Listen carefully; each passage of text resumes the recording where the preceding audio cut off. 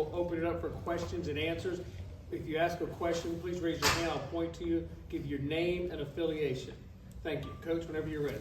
Yeah, congratulations to Clemson.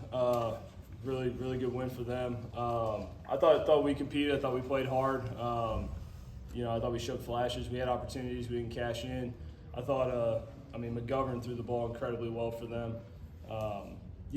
For us, it was a really electric atmosphere. We don't get the opportunity to play in that very often, so it was really cool for us to get the experience here. Hoping we get to bounce back tomorrow, maybe get to do it again down the road. But I think that's it for me. So. All right, do we have any questions? Please raise your hand. We'll go here in the back first. And Bradley with D1 Baseball. Quality start tonight, 9 strikeouts. What was it like pitching in this environment, and what was working for you? It was really good experience. It was awesome. I loved it, and my fastball was working and my slider down was working good, so that was going well. Raise your hand if you have a question. We'll go in the front here, and then we'll go to the back. Go to the front. Yes, Facts and Childress, 105.5 The Roar. Scott, can you talk a little bit about the emotions hitting that game time blast in the 8th inning? Obviously very fired up with your teammates out in the dugout, and a great moment for you guys. Yeah, no doubt. It's a fun environment to play in, and to put us in a situation like that and the opportunity to win was huge. And I think I showed enough emotion. I try not to show as much emotion as I did, but it was big. It was a big swing, and it put us in a good opportunity to win, which we ultimately didn't do. But just put us in a good time to win, and felt like it was a big swing for the team. All right, let's go in the back here, and then we'll go back to the front. David of TigerNet.com and Coach and players too. You've proven you can play with the big boys. Beat NC State, very competitive tonight. How quickly do you turn the page to Kentucky, and then how,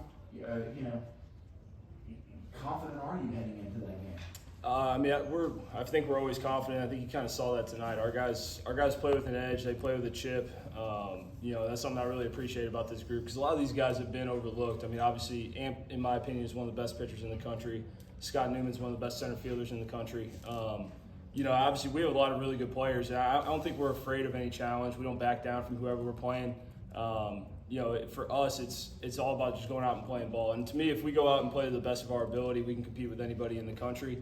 I think we've shown that time and time again this year. But for us, we knew, when you get put in a regional with West Virginia, Kentucky, and Clemson, you're like, all right, well, we're playing a bunch of P4s. So, we know we got to bring it every day. And tonight was not, I didn't feel like we didn't bring it. We just didn't cash in on some opportunities that we had. But, for us, I think we rise to the occasion and accept the challenges ahead. So excited to play Kentucky tomorrow, and we'll be ready to go. All right, let's go to the front, and then we'll go to row 2 and then row 3. Will Vanderbilt with Clemson Insider. Amp, I wanted to ask you, facing Cam Canarella, how do you face that challenge, and just what kind of different hitter is he compared to some of the guys you face? He makes a lot of contact, and it's obviously he made contact with that double he hit to put him ahead, but I try to go in on him and I miss, and that's what happens. But he's just a tough hitter. All right, let's go to the second row and then to the third row. Coach Phil Kornblum, Sports Talk Media Network.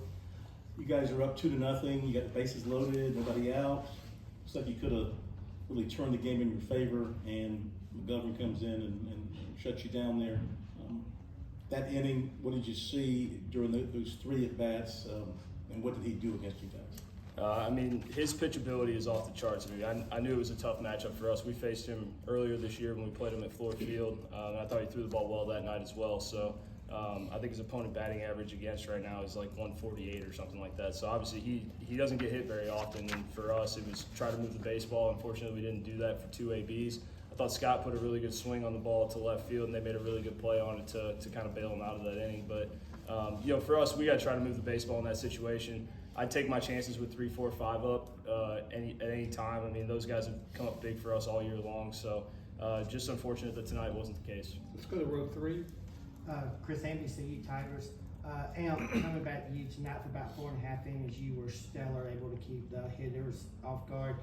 First time you saw this team earlier this year over at Florida Field to now, when you found out that you were going to be facing again in this regional, what was your preparation like? And is there anything that you saw on film from the hitters that that prepped you for keeping them off balance tonight. Yeah, I was really excited when coach told me I was getting the ball again against him because I did well against him at Floor Field, and I did go back and watch the film of the game I pitched and just looked at my body language and everything, but there was nothing on the hitter side that I noticed very well. I just wanted to come in and do the same thing I did at Floor Field. All right, any other questions? Thank you very much, gentlemen. Good luck tomorrow.